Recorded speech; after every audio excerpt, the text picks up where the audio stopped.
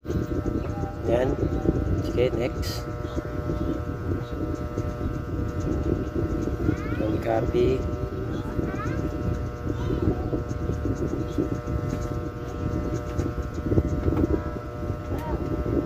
Yan, halimbawa, di nyo alam, di ba? Di nyo alam yung password.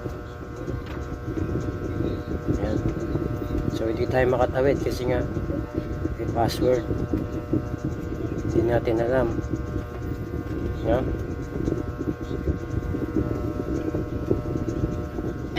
Yan. So, ganito yung gagawin nyo mga boss pagka, halimbawa, ganyan. Hanggang dito lang kayo, di ba? So, ang gagawin nyo, back nyo lang. Yan, balik tayo dito. Yan, kung nakikita nyo yung emergency call, yan. Yan, emergency call, click nyo yan. Tapos, ito yung gagawin nyo mga boss. Ha?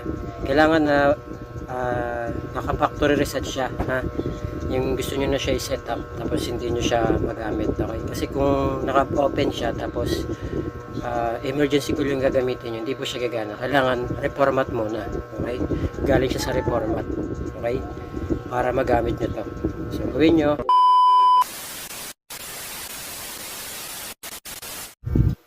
Hello mga boss.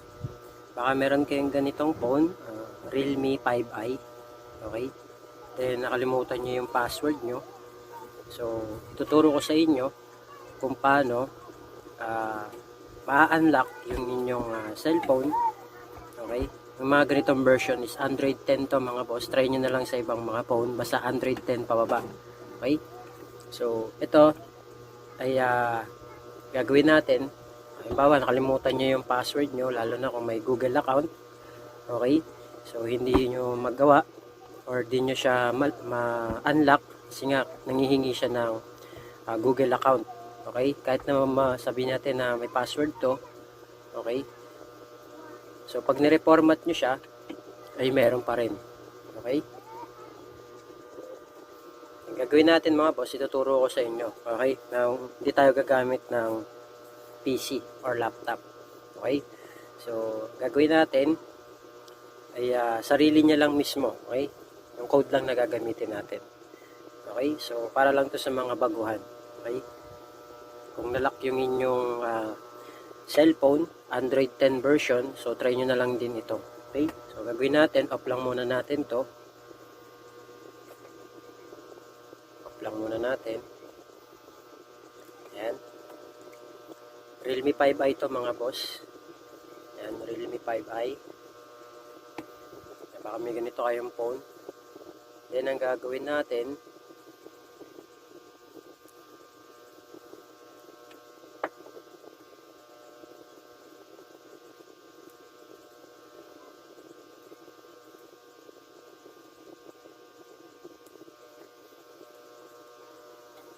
subukan natin siyang i-reset.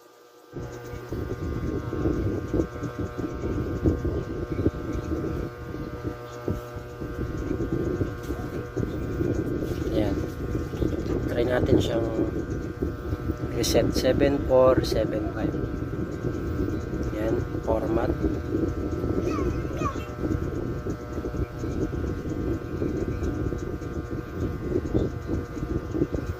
Format natin. Ayan.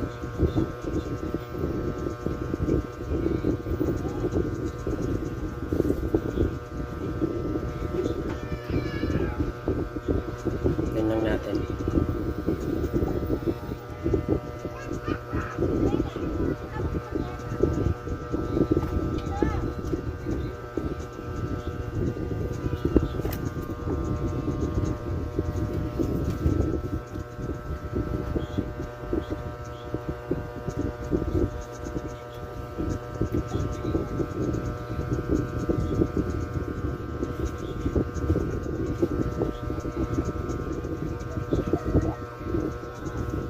Tignan natin mga boss. Format na natin. Kasi may mga ganitong pangyayari, no? Sa sobrang tagal na, minsan nakakalimutan na natin yung username and password natin. Okay? So mahalaga talaga nalilista nyo. Okay? kapag gagawa kayo ng mga account, mga Google account, okay, Facebook account, o kung anong account na meron kayo na ginawa nyo, mahalaga talaga nalilista nyo yun para pag nakalimutan nyo, pwede nyo siyang hanapin. Okay, matatandaan nyo kasi sinulat nyo siya. Okay, yan o. Ngayon mga boss, halimbawa lang, no, hanap tayo ng language. Siyempre English na. Next natin, select region. Siyempre pipili tayo ng Philippines. Yan, next. Okay, next. Yan. Yan, kung naka wifi or data kayo, connect na lang kayo. Next natin. Yan, wifi assistant. Yan, next nyo na lang. Next nyo na lang.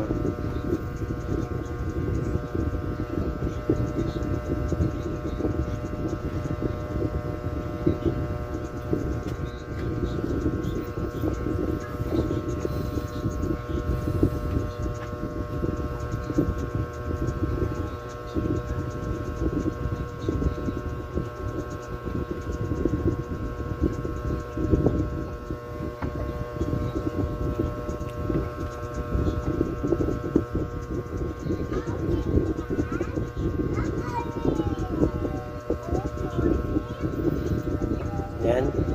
Sige, next. Don't copy.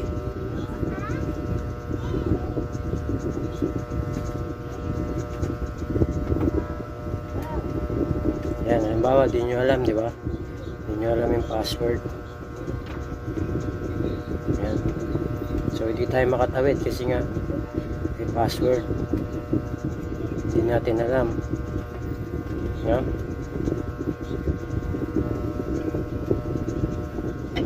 Ayan. So, ganito yung gagawin nyo mga boss pagka halimbawa ganyan. Hanggang dito lang kayo, di ba? So, gagawin nyo, back nyo lang. Ayan, balik tayo dito. Ayan, kung nakikita nyo yung emergency call, ayan. Ayan, emergency call, click nyo yan. Tapos, ito yung gagawin nyo mga boss. Ayan. Kailangan na naka-factory reset siya, ha? Yung gusto nyo na siya i-set up tapos hindi nyo siya magamit, okay? Kasi kung naka-open siya tapos emergency call yung gagamitin nyo, hindi po siya gagana. Kailangan reformat muna, okay? Galing siya sa reformat, okay? Para magamit nyo to. So gawin nyo asterisk number 813 number sign, okay? Then i-call nyo, diba? So ganun ang kabilis mga boss, diba? Ayan na, okay na. So sana makatulong sa inyo itong video na ito mga boss. Okay? So yun lang. Thank you. God bless you on my next video.